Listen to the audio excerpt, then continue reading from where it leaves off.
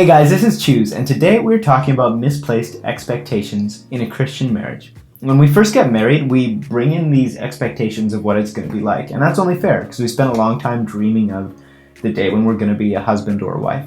But not all of the expectations we take in are necessarily biblical, and not all of them are necessarily true of marriage right away.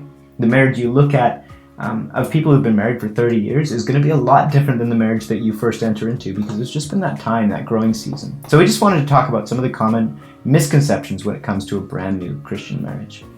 And first one of them being that you become one as soon as you say I do. I thought that maybe you would have the same thoughts right away, that you would almost become like twins. I don't know how else to put it because we talk about it so much that we become one and you're the same person. And that ultimately just means that you grow roots deep down together and you are on the same team and you are deeply connected within your relationship with each other and with God. And it probably means a whole lot more things than I could even imagine yet. At the same time, it doesn't necessarily mean that you are going to be like this, and that's going to happen right away. Yeah, I think in some ways it's kind of like if you break your arm and you go from writing with this arm to writing with this arm. Like, this arm is a part of you. Like, to become one flesh is the biblical way of looking at it. God actually makes us supernaturally connected. But when I'm learning to write with my left arm, it's still part of me, but it doesn't work the same as my right arm because I've been used to this for a long time, and this one I'm still getting used to. I don't know. The second misplaced expectation is amazing sex.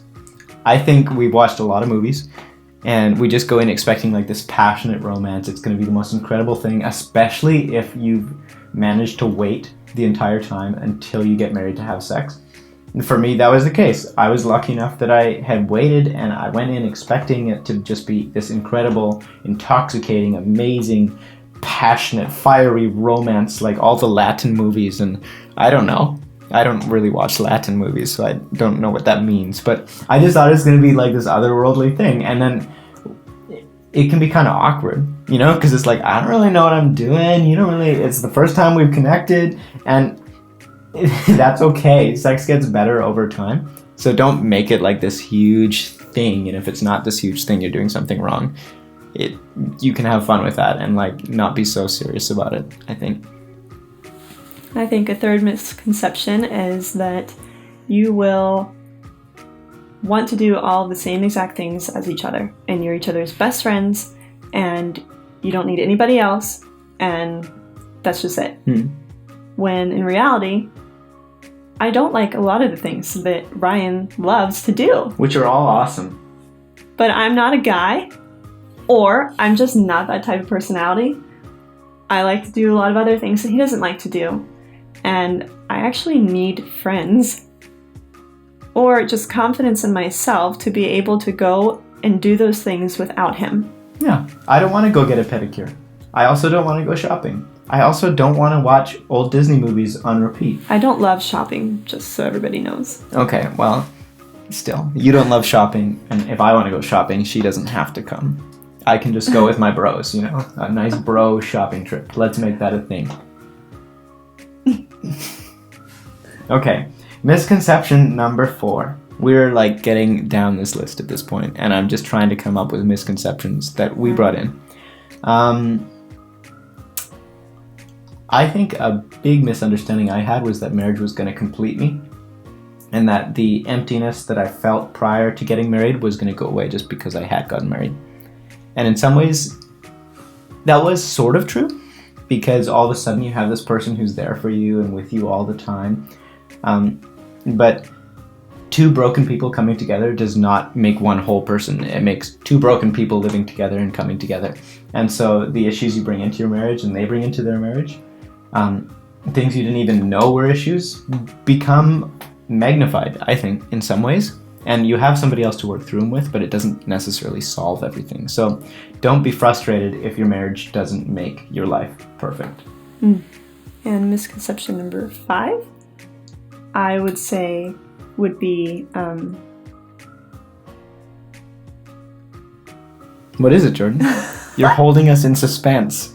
What is misconception number 5? Oh, I just completely blanked. Well, I can try and think of one.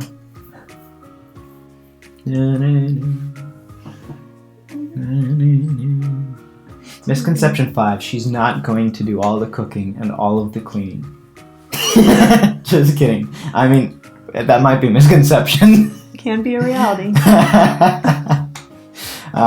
But seriously, marriage is a partnership. So just go in expecting that you're going to do all the things that you're already doing, not that your spouse is going to take over them. And I think you'll be in a better place. I think another misconception is that your first year of marriage is going to be your best year of marriage. Or that your first year of marriage is going to be the worst year of your marriage. I hope it's the worst, though, because it would be better if every year got better. I think that every marriage is entirely 100% different from other marriages. And they're also similar in the same way. But there is no rule book to how the first year of your marriage is going to go. And just because it's not the best year of your entire life, or just because it's maybe the worst year of your entire life, has no control, it has no meaning over your actual marriage. It just means that maybe you didn't work some stuff out before getting married, and you needed to work them out in marriage, which does get a bit harder because you are connected, you are married, and the emotions can run, I think, a bit higher, and you know that there is no turning back. And so you have to work these things out. And maybe because your first year of marriage is great, maybe it's you haven't gone through some of the things yet that may be coming down the road. Or maybe you just don't need to. Maybe you're both really calm, relaxed people. That'd be nice. And it works. And it's great. It doesn't mean that your marriage is wrong if you aren't fighting right away, or if you are fighting right away. Cool. That's really good. I think the very last misplaced expectation that we're going to talk about today is expecting too much too soon.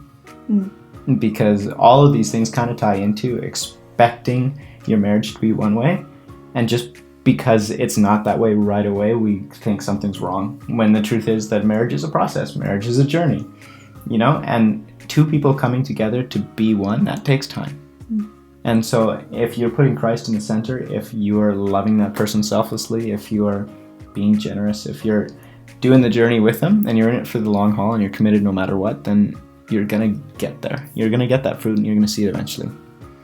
So that's misplaced expectations when it comes to a Christian marriage. And we hope that it helps you, if with anything else, to know that you are not alone and that these things happen to everybody. It's okay. So this is Choose, and until next time, leave your thoughts, comments, and questions below. Take care.